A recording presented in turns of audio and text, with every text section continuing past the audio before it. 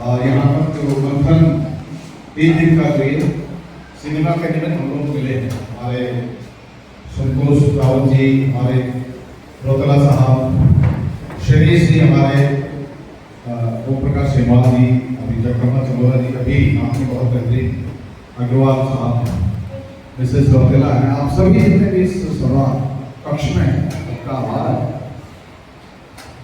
विश्व सिनेमा को समझने के लिए जो यहाँ पर खासतौर से संतोष जी, आपने ये साहस नहीं है तो साहस का काम है। अगस्तपुरी जैसे रिसोर्सलेस जगह पर जहाँ पर हमें समझते हैं कि कभी हम इस तरह के इवेंट देखेंगे भी या नहीं, यहाँ पर आपने इवेंट किया, इस बात के लिए आपको, आपकी पूरी टीम, आपके रजत, आपका नाम रजत जी को बहुत विशेष, और ये हमारे ये विद्यार्थी, हमारा पाताल जी का जो आपने देखा होगा, हालांकि मैं शीर्षक में पहुंच नहीं पाया, ये जोर यूनिवर्सिटी का स्टूडेंट है और बहुत अच्छा ही, मैंने पहले 2-3 बार फिल्म देखी है। बहरहाल अभी जितने भी हम फिल्म देखेंगे, आप जो देखने वाले हैं तो देखिए। अभी शरीर जी जिस बात के लिए बहुत कुख्यात है, मैं विख्यात नहीं कहूँगा, कुख्यात इसलिए है क्योंकि बहुत ईमानदारी से, साफ गोई से और बहुत सत्यता से अपनी बात करते हैं, और मुझे उनकी यही आदत बेहद पसंद है। अभी जैसे कि आपने कहा कि कोई मुझे भी मेरे सामने ये नहीं कहेगा कि ये गधा आदमी, लेकिन इस गधे को गधा कहना भी बड़ा साहस का काम है, और ये साहस शरीर जैसे लोगों, शरीर जी जैसे लोगों के पास है। मैं जहाँ जहाँ भी फिल्म फेस्टिवल में बहुत कम मुझे जाने का अवसर मिला, लेकिन जब जब भी जाता हूँ बहुत कुछ सीख करके आता हूँ सिनेमा का दृष्टि से। अभी जो आपने एक जापानी फिल्म हमने देखी, बहुत से लोगों को, मुझे नहीं लगता है कि सबके समझ में हमारी आएगी, लेकिन जो फिल्म के जो विजुअल्स कुछ ऐसे होते हैं जो हमारा वो एसेंस पकड़ में आता है। खास तौर से ये है कि तो क्षेत्रीय सिनेमा है, क्षेत्रीय सिनेमा का सीधा सीधा अर्थ ये होता है कि हम क्षेत्रीय महत्व को, क्षेत्रीय संस्कृति को, क्षेत्रीय इकोलॉजी को, क्षेत्रीय आर्किटेक्ट को, क्षेत्रीय शिल्प को, इन सब के समावेश को लेकर के जब हम क्षेत्रीय सिनेमा बनाते हैं तो वो विश्व स्तर पर अपनी चमक करती है। जैसे कि पाताल टी में आपने देखा होगा, बहुत कम समय में हमारे निर्देशकों ने, हमारे प्रोड्यूसर्स ने या हमारे आर्टिस्ट ने, अभिनेताओं ने उसमें पूरे उत्तराखंड की एक ऐसी लोक कथा, लोक मान्यता, एक ऐसे ट्रेडिशन को बताने की कोशिश की है जिसने विश्व स्तर पर अपनी छाप छोड़ी है। इस बात के लिए आपको पुरस्कार मिला है, उसमें किसी के प्रमाण की आवश्यकता नहीं। अभी मैं जो बात यहाँ पर जितने भी लोग बैठे हुए उनके समक्ष, और खासतौर से अगर ये वीडियो, आजकल तो वीडियो वायरल होने के बड़ा प्रचलन होता है, उत्तराखंड सिनेमा को लेकर के मेरे मन में भी श्री जी की तरह बहुत पीड़ाएं हैं। खासतौर से तब से जब से उत्तराखंड शासन ने फिल्म निर्माताओं को अच्छी खासी अमाउंट देना शुरू कर दिया, कूड़ा कचरा फिल्म हॉलों में लगा। इस बात को कहने में मुझे कोई कष्ट भी नहीं है और मुझे कोई डर भी नहीं है। इतना कूड़ा कचरा मैंने पिछले 1 साल में फिल्मों के नाम पर देखा है कि ये शर्म आती है कहने पर कि उत्तराखंड की फिल्में हैं। न भाषा का उसमें कोई एक्सेंट होता है, न उसमें कुछ कहानी का कोई सार होता है, न उसमें अभिनेताओं का कुछ अभिनय पक्ष होता है, न उसमें कुछ गीत संगीत की कुछ ऐसी बात होती है जिसकी प्रशंसा की जाए।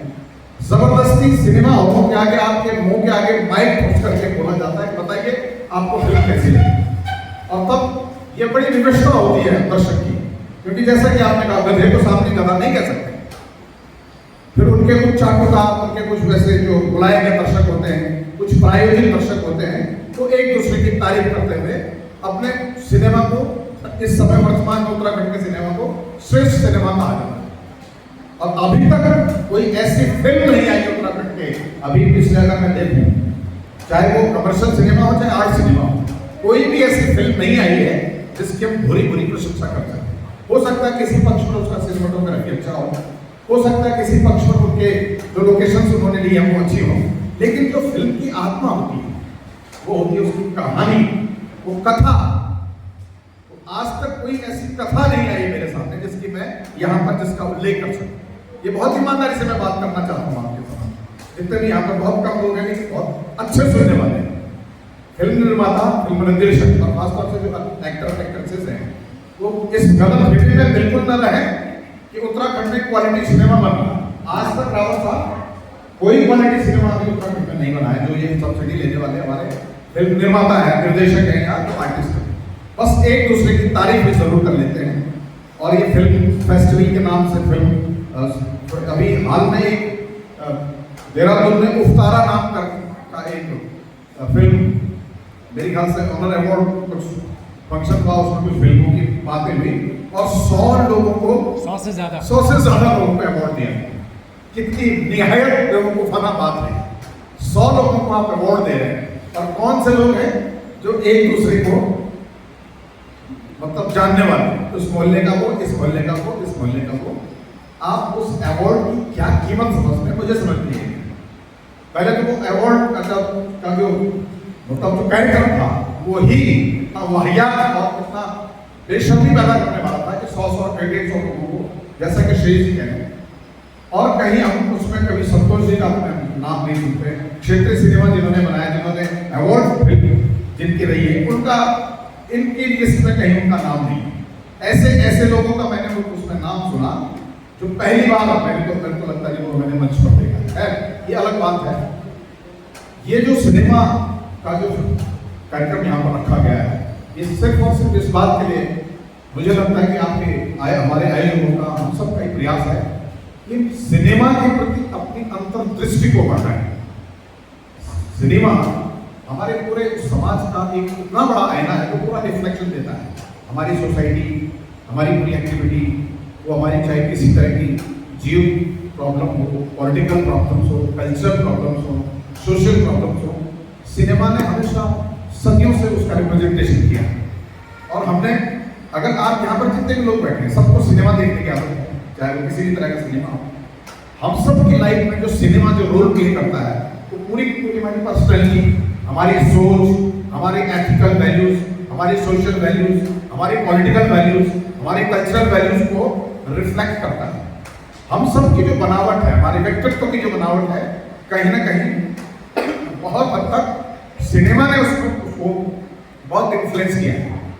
हमें याद है कि बचपन से लेकर के जवानी तक और प्रौढ़ दोनों होते होते सिनेमा को हमने बहुत हद तक, मैंने अगर मैं अपनी व्यक्तिगत बात करूं, मैंने बोलना सीखा है तो सिनेमा से सीखा है, मैंने गाना सीखा है तो सिनेमा से सीखा है, मैंने किसी से कन्वर्सेशन की अगर स्किल मेरे अंदर डेवलप हुई है तो सिनेमा से हुई है।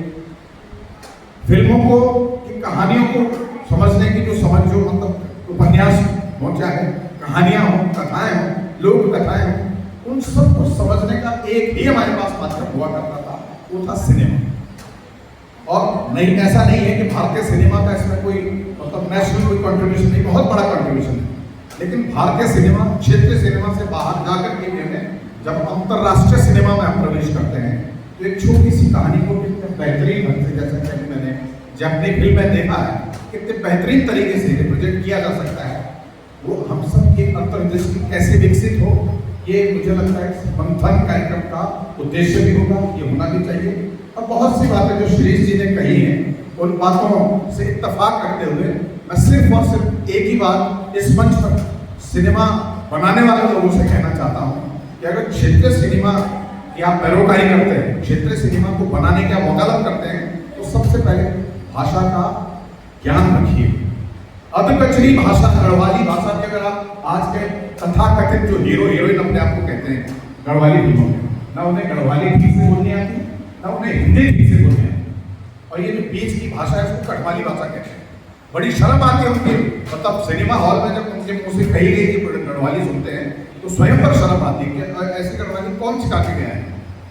जो उसका जो आत्मा है, जो हमारे एक्सेंट की जो आत्मा है, वो तो कहीं नहीं है हमारे आज के जो डायलॉग बोलने वाले जो फिल्मों में। तो कम से कम पहले भाषा पे काम करें, कहानी पर काम करें, स्क्रिप्ट पर काम करें। और सबसे जरूरी जो मैं समझता हूँ, अगर एक अच्छी स्क्रिप्ट नहीं है तो अच्छी फिल्म नहीं हो सकती है। और अच्छी स्क्रिप्ट के पीछे आपकी अच्छी अंतर्दृष्टि का होना बहुत जरूरी है। और अंतर्दृष्टि तब पैदा होती है जब आप इस तरह के डिफरेंट फेस्टिवल में, इस तरह के डिफरेंट इवेंट में सिनेमा को देखने, झेलने की ताकत रखते हैं। झेलना मैं इसलिए कहता हूँ कि झेलने के बाद ही समझ की ताकत बढ़ती है। ये मेरा कहना है, शायद मैं ज़्यादा कह गया हूँ। और ये मैं बहुत खुश हूँ। आपको संतोष जी मैं बताऊँ, ये मेरा महाविद्यालय रहा, मैं यहाँ का स्टूडेंट रहा हूँ और 94 में यहाँ से पास आउट हुआ। वहीं से हमने रंगमंच की शुरुआत की। श्री जी हमारे थिएटर गुरु हैं, सब जानते हैं, हम सबके गुरु हैं।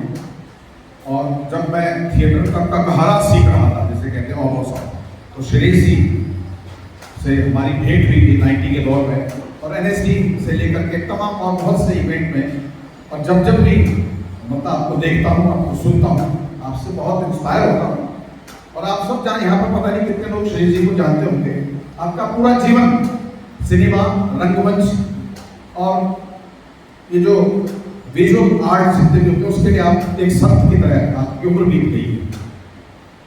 इतना डेडिकेशन मैंने पूरे, मुझे लगता है कि मैं बाकी तो बात नहीं करता हूँ, लेकिन नॉर्थ इंडिया में एक ऐसा व्यक्ति जो पूरी की तरह थिएटर, फिल्म और तमाम इस पूरे आर्ट के लिए, परफॉर्मिंग आर्ट के लिए जिन्होंने अपना जीवन ही डेडिकेट कर दिया है, आज भी उसी स्थिति में है जिस स्थिति में हमने इनको 40-30 साल पहले देखा था।